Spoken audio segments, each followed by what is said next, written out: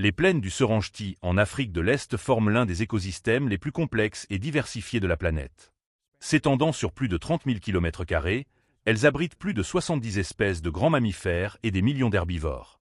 C'est un territoire régi par des règles implicites, où chaque espèce joue un rôle spécifique dans la chaîne alimentaire délicate. Le rythme de la vie ici est aussi ancien que le temps lui-même. Le soleil se lève, les troupeaux migrent, les prédateurs chassent, les proies survivent, et le cycle se poursuit, saison après saison, sans interruption. Les lions, en tant que prédateurs suprêmes, vivent en groupes structurés appelés clans. Un clan typique compte de 3 à 30 individus, principalement des femelles apparentées, leurs petits, et un petit groupe de mâles. Les femelles forment l'épine dorsale du clan. Elles chassent, élèvent les petits et défendent le territoire. Les mâles, quant à eux, protègent le clan contre les mâles extérieurs. Ce système social complexe a été affiné par des millions d'années d'évolution. Mais dans ce monde sauvage et impitoyable, rien n'est garanti, surtout pour les jeunes. Le taux de mortalité des lionceaux dans leurs 2 premières années atteint 60 à 70% en raison de nombreux dangers. Famine, maladies, autres prédateurs, voire les mâles lions eux-mêmes. Notre histoire commence avec un petit clan vivant à la lisière sud du Serengeti, près de la frontière avec Ngorongoro. C'est le rocher du clan, un groupe composé de 6 femelles adultes, 2 mâles et 5 lionceaux d'âge variés. Parmi eux se trouve Zoé, une femelle expérimentée d'environ 10 ans, et ses 2 petits, Léon et Luna, des jumeaux de seulement 6 mois. À cet âge, les lionceaux commencent à explorer le monde avec une curiosité intense. Ils apprennent encore les compétences de survie de base. Comment traquer, communiquer par un langage corporel complexe et des sons, et surtout, comment repérer les dangers dans leur environnement. Léon, le frère, légèrement plus grand et robuste, prend souvent la tête dans les jeux. Luna, la sœur, plus agile et perspicace, excelle dans l'observation. Elle est généralement la première à détecter un danger ou une opportunité. Un après-midi tardif, alors que le coucher du soleil peignait la plaine d'une teinte dorée, le rocher du clan se reposait à l'ombre d'un acacia ancien. Les femelles adultes, éparpillées, digéraient leur repas après une chasse matinale réussie, un gnou adulte. Les lionceaux jouaient entre eux, s'entraînant à des mouvements qui deviendraient des compétences de survie.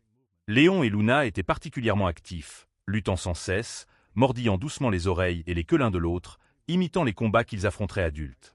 Mais cet après-midi paisible fut brisé par un son qui fit sursauter tous les lions du clan, un rugissement provocateur venant de loin. Ce n'était pas un rugissement ordinaire pour marquer le territoire, mais une déclaration de guerre. Ce son pouvait parcourir jusqu'à 8 km sur la plaine ouverte, et chaque lion en comprenait la signification. Une coalition de 3 mâles extérieurs avançait sur le territoire du rocher du clan. Ces jeunes mâles, âgés d'environ 5 à 6 ans, au sommet de leur force et pleins d'ambition, avaient quitté leur clan d'origine quelques années plus tôt, errant dans les plaines à la recherche d'un clan à conquérir. C'est un cycle naturel dans le monde des lions. Les jeunes mâles doivent se battre pour obtenir des droits de reproduction et un territoire. Dans le monde des lions, lorsqu'un nouveau mâle prend le contrôle d'un clan, un instinct génétique, forgé par l'évolution, le pousse à tuer tous les lionceaux. C'est une stratégie de survie brutale, mais efficace. En éliminant la génération portant les gènes de l'ancien mâle, les femelles redeviennent rapidement fertiles et donnent naissance à une nouvelle génération portant les gènes du nouveau mâle. Biologiquement, c'est ainsi qu'ils assurent la transmission de leur lignée génétique. Les 2 mâles du rocher du clan, défenseurs du groupe, se levèrent immédiatement, les crinières hérissées, les muscles tendus. Ils rugirent en retour, le son résonnant à travers la plaine. C'était un moment inévitable. Ils savaient que le rapport de force, 3 contre 2, n'était pas en leur faveur, mais leur devoir, ancré dans leur gènes, était de protéger le clan à tout prix, même au péril de leur vie. La bataille éclata avec une intensité féroce. Les rugissements secouaient l'air, audibles à plusieurs kilomètres, signalant aux autres animaux qu'un événement grave se déroulait. La poussière s'éleva en un nuage épais alors que 5 mâles massifs se ruaient les uns sur les autres. Des griffes acérées comme des rasoirs, longues de 5 cm, lacéraient la chair. Des crocs s'enfonçaient profondément dans les muscles et les os. C'était un combat à mort, sans place pour la pitié ou la reddition. Les femelles, guidées par un instinct maternel forgé par des millions d'années d'évolution, agirent immédiatement. Zoé et les autres femelles rassemblèrent rapidement les lionceaux. Il n'y avait pas de temps à perdre.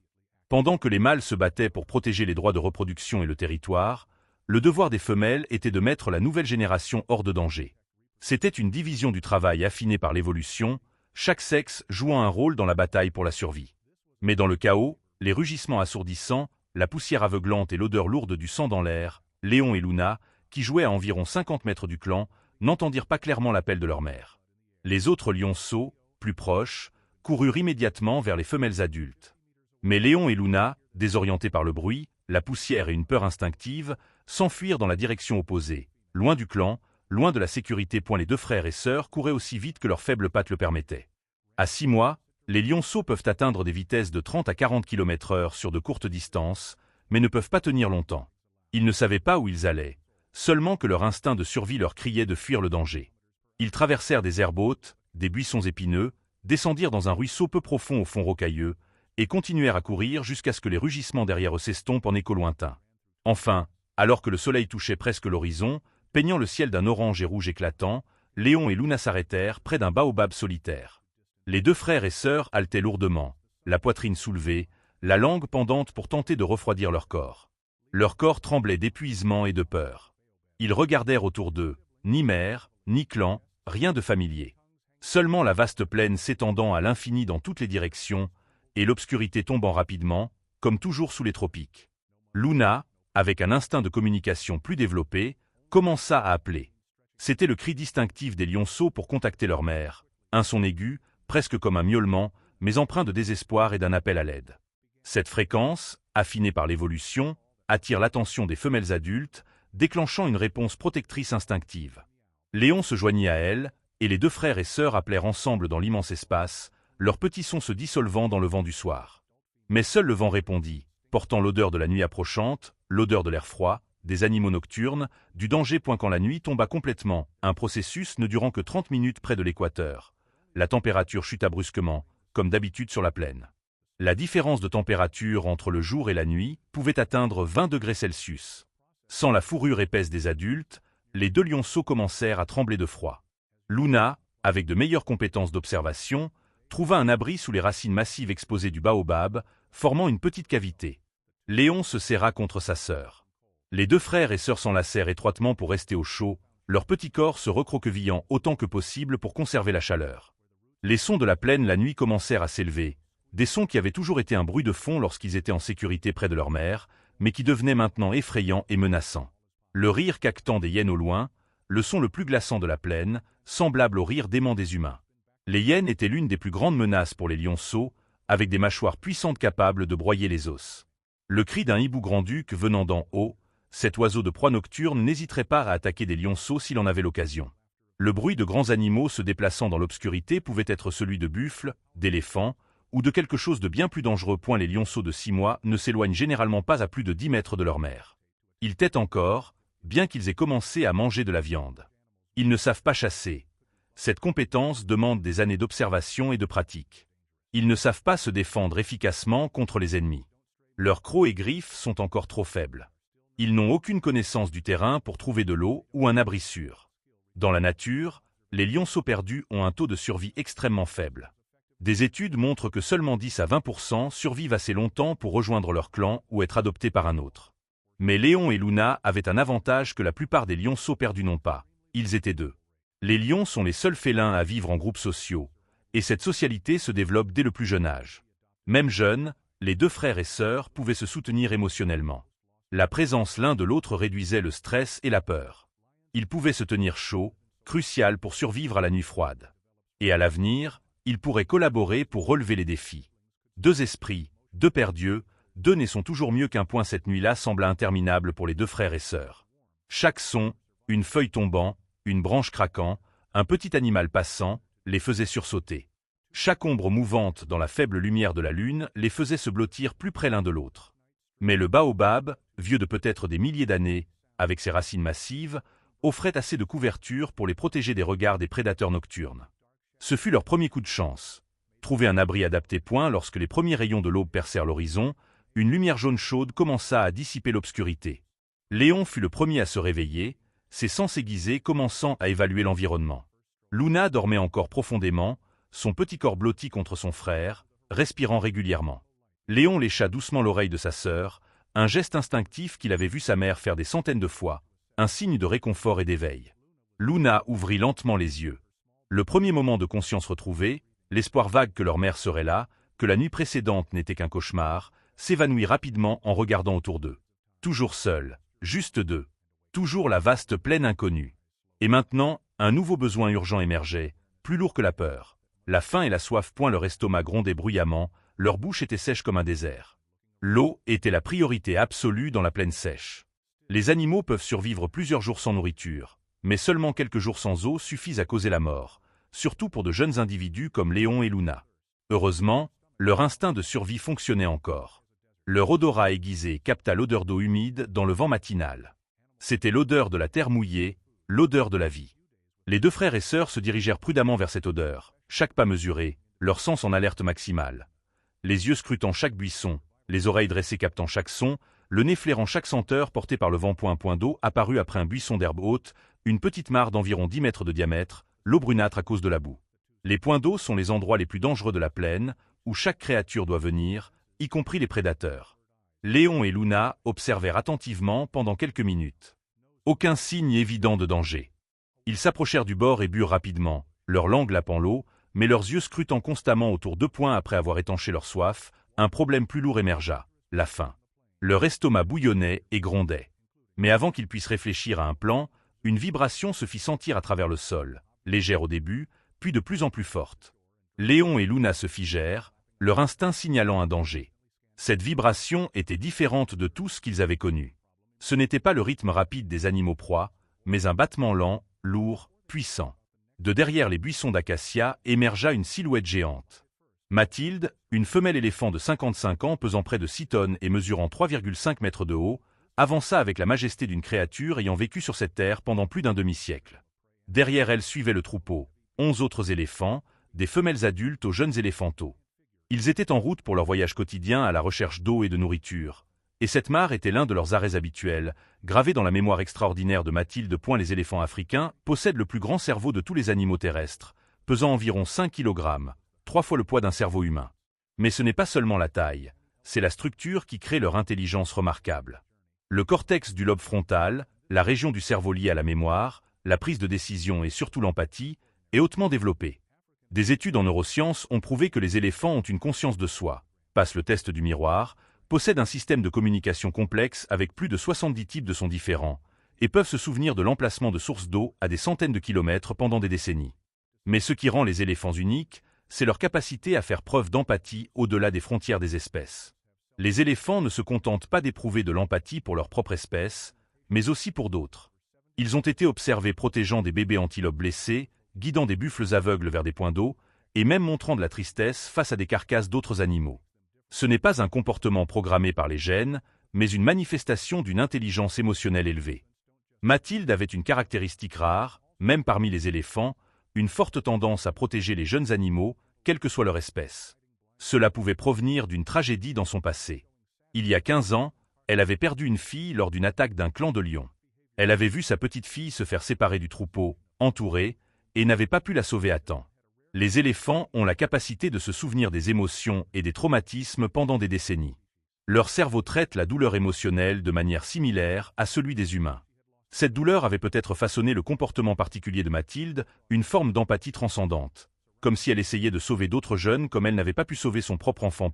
Alors que Mathilde approchait de la mare, ses grandes oreilles, chacune mesurant près de 2 mètres de large, utilisées pour dissiper la chaleur et amplifier les sons, se dressèrent soudainement. Elle s'arrêta, sa trompe levée, la tête légèrement inclinée. Elle avait entendu quelque chose, un son faible, aigu, le cri d'un jeune animal en danger. Les éléphants ont une ouïe extrêmement fine, capable de détecter des sons à des kilomètres, y compris des infrasons en dessous de 20 Hz que les oreilles humaines ne peuvent percevoir. Mais ce cri était à haute fréquence, entre 500 et 1000 Hz, caractéristique des lionceaux appelant leur mère. Mathilde connaissait ce son. Elle l'avait entendu d'innombrables fois sur la plaine. Le cri désespéré de jeunes perdus, un appel à l'aide, un fragile espoir de vie. Le troupeau d'éléphants derrière elle s'arrêta également, regardant vers Mathilde. Dans la société des éléphants, la matriarche prend toutes les décisions importantes. Où aller, quand se reposer, quand fuir le danger. Les autres membres ont une confiance absolue en son expérience et sa sagesse accumulée au fil de décennies de survie. Léon et Luna, blottis sous un buisson non loin de la mare, sentirent soudain des vibrations plus fortes. Le sol tremblait régulièrement. Ils savaient ce que cela signifiait. Un très gros animal approchait. Leur instinct leur ordonnait de rester silencieux, immobiles, de se fondre dans l'environnement. Mais la faim et l'épuisement les avaient affaiblis. Luna, dans un moment de perte de contrôle, ne put se retenir et cria à nouveau, un appel désespéré, comme le dernier cri d'un être sur le point d'abandonner. Mathilde tourna immédiatement la tête vers le son. Elle n'hésita pas. Avec des pas lents mais déterminés, elle quitta le troupeau et se dirigea vers le buisson, sa trompe levée, reniflant l'air, recueillant des informations chimiques. Les éléphants ont un odorat supérieur, capable de sentir l'eau à 20 km et de distinguer des milliers d'odeurs différentes.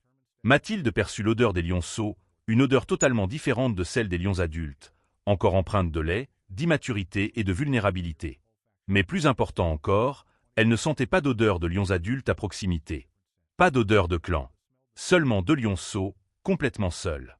Cette information était cruciale. Des lionceaux avec une mère et un clan pour les protéger représentaient une menace. Mais des lionceaux perdus n'étaient que des jeunes ayant besoin d'aide. Mathilde s'approcha du buisson et s'arrêta à 5 mètres. Elle baissa la tête, regardant à travers les interstices des feuilles, et les vit, 2 petites créatures fauves blotties dans l'ombre. Léon se tenait devant, essayant de protéger Luna derrière lui avec son petit corps, un geste protecteur instinctif, bien qu'il sache qu'il n'avait aucune force. Ses yeux, ambrés, grands et ronds, regardaient l'éléphant géant avec un mélange de peur extrême et de désespoir. Pour Léon et Luna, Mathilde ressemblait à une montagne vivante. Ils n'avaient jamais été aussi près d'éléphants. Leur mère les avait toujours tenus à l'écart de ces créatures géantes. Leur instinct leur disait d'avoir peur, de fuir, mais ils ne pouvaient plus courir. Trop faibles, trop affamés, trop épuisés. Tout ce qu'ils pouvaient faire était de lever les yeux et d'attendre leur sort-point. Dans ces quelques secondes tendues, une décision fut prise. Pas par des mots, pas par une pensée logique, mais par quelque chose de plus profond. Mathilde regarda dans les yeux des 2 lionceaux. Et dans ses yeux, elle vit ce qu'elle avait vu tant de fois, la peur, le désespoir et la volonté de survivre. C'était le langage commun de toutes les créatures, transcendant les barrières des espèces, reliant toute vie sur cette planète. Lions et éléphants sont des ennemis naturels par définition écologique. Bien que les lions adultes attaquent rarement les éléphants adultes en raison de la différence de taille extrême, ils restent une menace pour les éléphantaux. Mathilde avait souvent dû chasser des lions loin de son troupeau, utilisant sa taille et sa force pour protéger les jeunes. La réponse normale, ancrée par l'évolution, était de les chasser, de les piétiner si nécessaire, d'éliminer les menaces futures. Mais Mathilde ne suivit pas cet instinct. Point a eu lieu de cela. Elle baissa la tête, un mouvement lent et délibéré. Sa trompe, un organe miraculeux composé de plus de 40 000 faisceaux musculaires, capable de soulever 300 kg, mais aussi de tenir délicatement une brindille, s'étendit vers les 2 lionceaux. C'était le geste qu'elle utilisait avec les éléphantaux de son troupeau pour les réconforter, les vérifier, en prendre soin. Elle émit un son, pas un rugissement menaçant, mais un grondement doux, à basse fréquence, entre 20 et 30 Hz, à la limite de l'audition humaine, ressenti comme une vibration chaleureuse. Ce son portait un message de sécurité. Les recherches sur la communication des éléphants ont montré qu'ils ont des sons spécifiques pour rassurer, et celui-ci en faisait partie. Léon et Luna, bien qu'incapables de comprendre le langage des éléphants, pouvaient sentir l'intention à travers le ton, à travers le langage corporel. Ses oreilles n'étaient pas dressées de manière tendue, signe de colère. Son corps ne se tournait pas vers eux de manière menaçante. Sa trompe n'était pas enroulée, prête à frapper. Tout indiquait une seule chose, pas une ennemie. Luna, avec une intuition plus fine, fut la première à répondre. Elle rampa lentement de derrière Léon, le corps encore près du sol, et leva les yeux vers Mathilde. Dans un long moment, 2 créatures, un éléphant géant et un minuscule lionceau, se regardèrent dans les yeux. Et à cet instant, un lien se forma. Mathilde tourna la tête pour regarder son troupeau. Les éléphants attendaient à distance, observant. Kira, une femelle plus jeune d'environ 30 ans avec un éléphanteau de 2 ans nommé Moa, semblait tendue. Elle piétina, signe d'inconfort et d'anxiété. Son instinct maternel la poussait à protéger son petit de futurs prédateurs. Mais Mathilde émit une série de sons, des grondements profonds et décisifs combinés à des gestes de trompe et d'oreille. C'était le langage complexe des éléphants, portant l'autorité d'une matriarche ayant guidé le troupeau à travers d'innombrables épreuves. Le message était clair, la décision était prise. Nous protégerons ces 2 lionceaux. Kira n'était pas satisfaite, mais elle n'objecta pas davantage.